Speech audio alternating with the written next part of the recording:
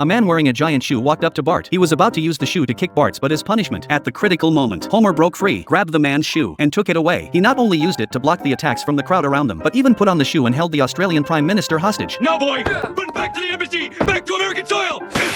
The other side threw darts to stop them, but the darts flew back along the same path and drove everyone away instead. Marge and Lisa, who knew nothing about what was happening, could only run away with them. The group successfully hid inside the embassy. For the sake of the diplomatic relationship between the two countries, Bart eventually agreed to accept the punishment, but he started provoking the other side again, even taking off his pants and mocking them in public. It all started with a competition between Bart and Lisa to see whose toothpaste would flow down the drain first. However, Lisa always won. Bart noticed that the water in the toilet always spun counterclockwise, so he wanted to manually change the direction of the water flow. In the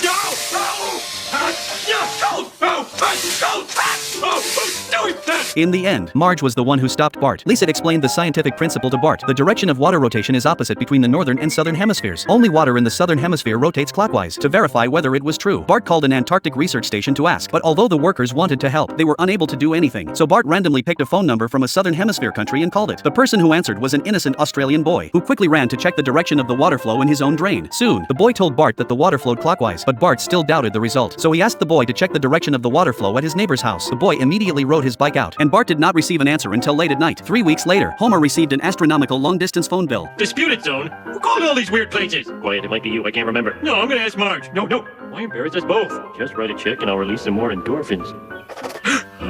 Meanwhile, the Australian boy's father also received a huge phone bill. He called Bart to demand compensation, but Bart insulted him instead. Furious, the father reported the matter to his country's representative, who became enraged and decided to report it to the Australian Prime Minister. Before long, Bart received an official complaint letter. He threw the letter into the trash can, and so, the complaint letters kept piling up.